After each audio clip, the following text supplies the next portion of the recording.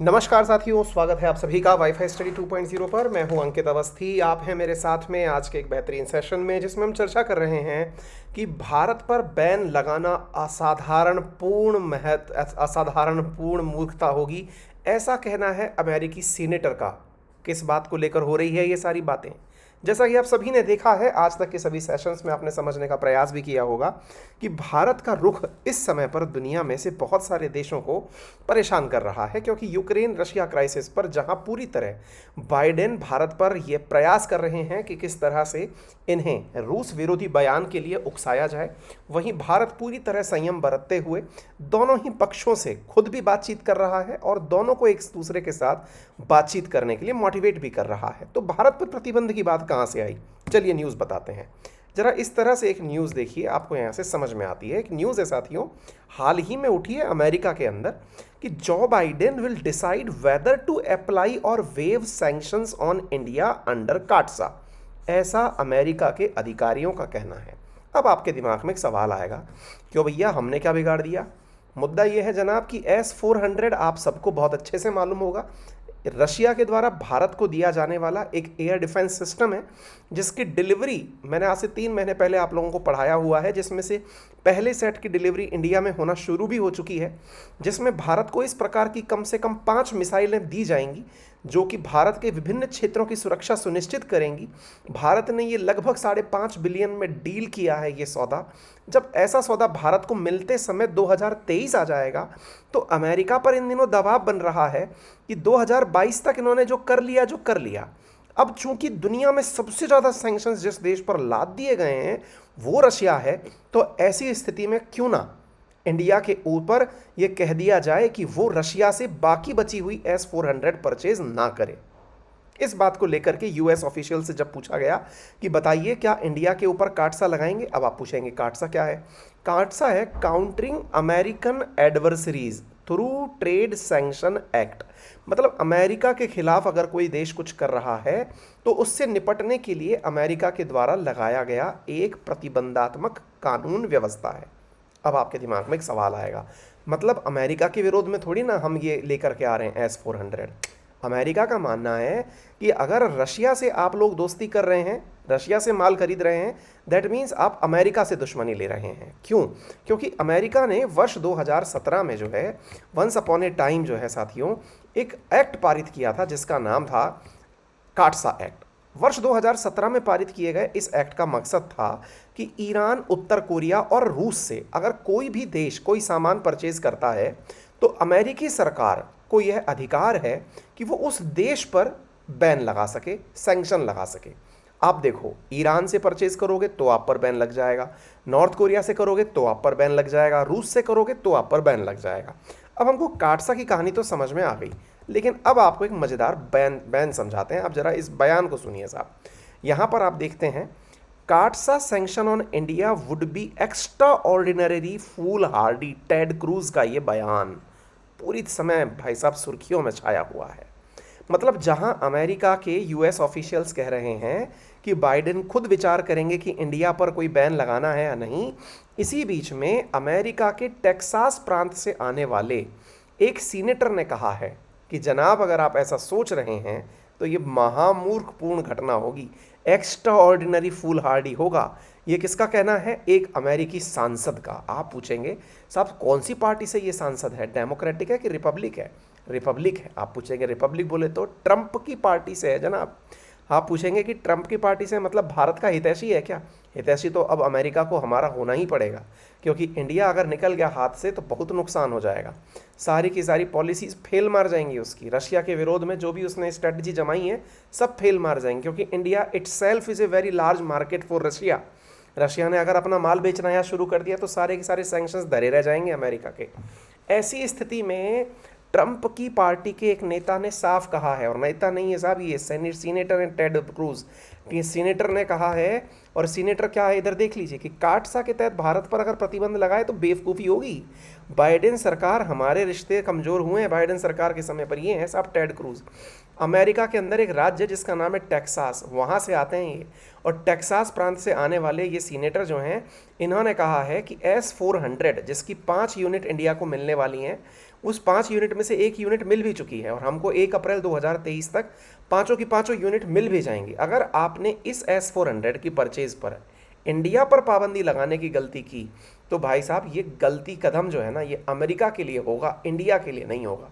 आप पूछेंगे साहब ऐसा क्यों, क्या हमको अमेरिका से नहीं डरना चाहिए क्या? अब डरे अमेरिका, भारत को ज़रूरत नहीं है। आप पूछेंगे क्या बात कर रहे हो सर, आप भूल जा रहे हो क्या, India is a import driven country, यहाँ पर बहुत सारा सामान परचेज करना पड़ता है। बेटा ये चीज़ भी जान लो कि इंडिया जो है ना, ये एक इम्पोर्ट ड्रिवन कंट्री है। सही कह रहे हो आप, क्योंकि हम बहुत ज़्यादा इम्पोर्ट लेते हैं, करते हैं, हम ट्रेड डेफिसिट में रहते हैं। लेकिन जनाब ये भी जान लो कि हमारा मार्केट जो है ना, वो पेइंग कैपेसिटी के हिसाब से दुनिया के टॉप 5 में आता है। अगर हम सही से माने मार्केट के अंदर परचेजिंग पावर कैपेसिटी के अनुसार, तो कभी कभार तो इंडिया नंबर 2 पर चल रहा होता है। क्यों? क्योंकि इंडिया के लोग इतना परचेज करते हैं। और भैया आज के ज़माने में ना, किसी को कुछ मिले ना मिले, उपभोक्ता मिल जाए बस, माल बेच करके दुनिया पैसा कमा लेगी। अमेरिका को इंडिया चाहिए, तभी तो आज आप देखते हैं आपके सामने जितनी भी कंपनियां दिख रही हैं, चाहे मैगडी देख लो, पिज़्ज़ा देख लो, या फिर पेप्सी वगैरह, या फिर गूगल देख लो, फेसबुक देख लो, जो देख रहे हो सब अमेरिकी है। इंडियंस जो हैं वो अमेरिकन्स के लिए मार्केट हैं। और अगर अमेरिका ने कोई गलती हमसे करी तो अमेरिका ने जो अब तक के सबसे ज़्यादा सैंक्शंस रशिया पर लाद दिए हैं, भारत रशिया के और नज़दीक चला जाएगा। और ये बेटा ये बर्दाश्त नहीं कर पाएगा। यानी कि दुश्मन का दुश्मन दोस्त होता है, और इसने गलती हमसे कर दी तो भाई साहब गंभीर परिणाम इनको भुगतने पड़ सकते हैं। यानी अमेरिका के लिए भी अब परेशानी हो गई है। दुनिया भर के ऊपर तो प्रतिबंध लगाता जा रहा है, लेकिन भारत के खिलाफ एक्शन लेना जो है वो इसके लिए बहुत बड़ी दिक्कत हो जाएगा। आप पूछेंगे साहब टेड क्रूज ने और क्या कहा, मज़े आ रहे हैं सुन के कि वो इंडिया को नहीं अमेरिका को ही धमका रहे हैं। टेड क्रूज ने कहा कि साहब हमारे जो संबंध है ना, ये ट्रंप के समय में ज़्यादा अच्छे थे, बाइडेन जो हैं वो संबंधों को इंडिया से बरकरार नहीं रख पाए। देखिए समय की महत्ता देखिए। कभी ऐसा हुआ करता था कि इंडिया कहता था कि अमेरिका से हमारे संबंध ख़राब हो रहे हैं, हमें अच्छे संबंध बनाने चाहिए।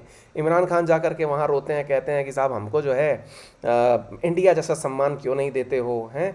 सब जगह अंतर्राष्ट्रीय मंचों पर कहते हैं हमें इंडिया की बराबरी करेगा अगर अमेरिका, तो ही हम जाएंगे आएंगे। ऐसी स्थिति में सोचो अमेरिकन्स को चिंता हो रही है कि इंडिया हाथ से ना निकल जाए। प्राउड टू बी इंडियन वाली फीलिंग है ये, है ना। तो ऐसी स्थिति के अंदर आप यहाँ देख सकते हैं S-400 हमने 40,000 करोड़ के परचेज करने के लिए एग्रीमेंट किया था। किसके साथ? रशिया के साथ, जिसको लेके सारा बवाल मच रहा है।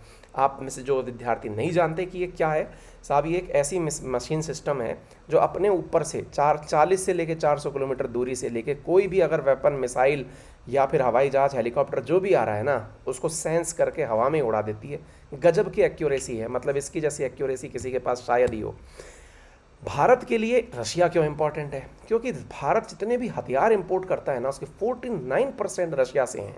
आप इससे अंदाज़ा लगा लीजिए कि हाल ही में लगभग 2-3 मतलब साल भर पहले की बात है कि रक्षा मंत्री राजनाथ सिंह जब रशिया के दौरे पर गए थे, तब AK-203 जो है ना 6 लाख ऑर्डर करके आए थे कि साहब हमको ये चाहिए।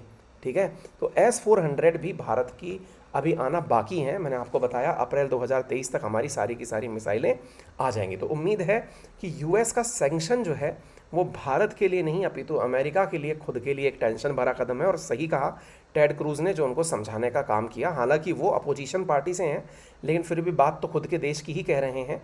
ये माननी चाहिए अमेरिका को और समझना चाहिए कि इंडिया अब वो इंडिया नहीं है। ठीक है, चलिए यूक्रेन क्राइसिस पे थोड़ा अपडेट और ले लीजिए, क्या क्या चल रहा है। फिलहाल के लिए अपडेट ये है कि 694 भारतीयों को रेस्क्यू कर लिया गया है, पोल्टावा लाया गया है वहाँ से साहब बसों में लेकर के। ठीक है, इसी प्रकार के यूक्रेन के जो प्रेसिडेंट्स हैं उन्होंने कहा है कि साहब हम सब तरफ से लिथुआनिया के प्रेसिडेंट से बात कर रहे हैं। ऐसे ही फ्रांस के जो प्रेसिडेंट हैं इमानुअल मैक्रोन, उन्होंने वीडियो कॉन्फ्रेंसिंग में जर्मनी के चांसलर ओलाफ स्कॉल्ज से बातचीत की और चाइनीज़ प्रेसिडेंट शी जिनपिंग से बात की है। आपने एक चीज़ नोटिस करी, अगर अभी तक आपने मामला देखा हो तो शी जिनपिंग जैसे इस पूरे मामले की केस स्टडी कर रहे हैं, कुछ बोल ही नहीं रहे हैं। यानी चाइना की तरफ से इस मसले के ऊपर कोई कमेंट्री नहीं आ रही है।